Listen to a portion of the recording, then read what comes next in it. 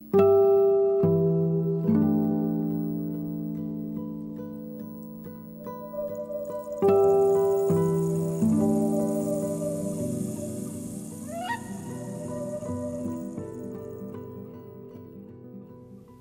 living in the days of Abraham had a completely different worldview than we do today. The Genesis narrative of the creation event that we have in our Bibles is based on the oral traditions that parents would pass on to their children back 4,000 years ago, and beautifully teaches the principles of creation within the context of their understanding of the cosmos. The amazing thing about Genesis 1 is that if read carefully, many of the principles of the creation story can still resonate with us today, even though our scientific understanding has changed so much since the days of Abraham. Hello. I'm Frank Spangler, and this is Worldviews, the channel that seeks to find harmony in God's two great books, the book of the Bible and the book of nature. Today, we are looking at how the Genesis account of life's origins sets the stage for the creation narrative. The approach we are taking is to first understand Genesis from the viewpoint of the original audience for whom it was intended, but then see how we can pull the principles of the original thought through the veil of time and culture and find faith-affirming principles for us today.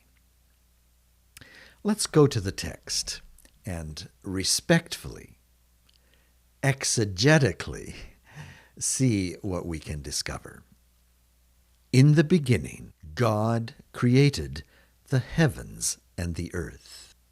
For the shepherds of Abraham's day, this grand opening to the narrative lays down the fundamentals. The land, the hills, the pastures that they walk on, along with the heavens that they look up to every day, every night, were created by God. The nations around them had creation stories filled with monsters and beasts that clashed with each other, gods that fought, and ultimately, almost inadvertently, created land and people from the remnants or the corpses of defeated gods. In great contrast to this, the Hebrew oral tradition of creation spoke of one God, the same God that Abraham knew and walked with, creating all things in a purposeful, intentional event in the beginning by one supreme being. The Creator started with nothing. The Creator was not dependent on other gods, other material, or previously created matter. While the nations around them worshipped the sun, the moon, the stars, even wood and stone carvings of these creations, the opening statement of Genesis makes it clear. The God of Abraham, the supreme God, created all things. When you worship, why not worship the Creator himself, rather than the things that he created? The message was clear to the shepherds of Abraham's day. But what about us today? What can we pull from this opening text? Well, for us today, the Genesis claim that there was a beginning is very important, very significant. As we have noted in Lesson 3, here is an example of where the Bible got it right. long before science. For many hundreds of years, science taught that the universe was infinitely old. The book of nature now confirms that Genesis made the correct claim that the universe had a beginning. Let's keep reading. Now the earth was formless and empty. Darkness was upon the surface of the deep, and the Spirit of God was hovering over the waters. I am sure that the shepherds of old were impressed that their God was able to start it all with nothing. We may also be impressed that the Genesis account states that our Creator started with nothing.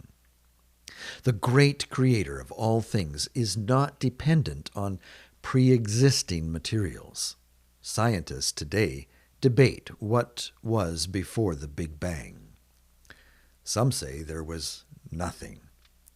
Others say that our universe may have actually expanded out from the collapse of a previous universe. I would like to suggest that if science had just a little more faith in the Bible, it might help answer this ongoing debate. For people who do have faith in the inspiration of Genesis, we can be quite confident in the view that the Creator is not dependent on pre-existing life, or land, or light, or sun, or moon, or stars to begin his creative work.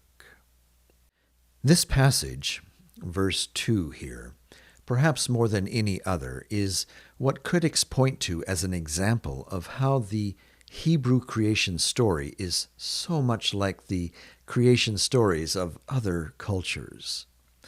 So many creation myths start out with how there was nothing but emptiness, darkness, and chaos over a massive body of water. In many creation narratives, there is a creation force or personage that floats on the water or moves in the water. In Genesis, the Spirit of God hovers over the water. The argument of skeptics, of course, is to minimize the Hebrew version of creation. Critics say that this makes the Hebrew creation account no different than the stories of any other culture on earth. They claim that the Genesis account is just one more origin myth, typical of every culture. I would like to submit that the opposite view could also be seen. The very fact that so many origin stories start out the same way in itself may be evidence that they are all based on the same original oral tradition. But that as people migrated out over the earth and became separated by large physical distances and boundaries, that the original story over many generations developed differently in every culture. Why put faith in the Hebrew account more than the others? Well, I would argue that it is because of the claim of divine inspiration and guidance of the Hebrew account. The Creator, the God of Abraham, I believe, protected the retelling and eventual recording of the account, perhaps even giving special inspiration and revelation to the first one who wrote it down. And so the scene is set. It is the beginning, and all is dark, empty, and formless. In our next lesson, we will begin the Great Creation Week with Day 1. I hope that you will join us. Until then, farewell for now.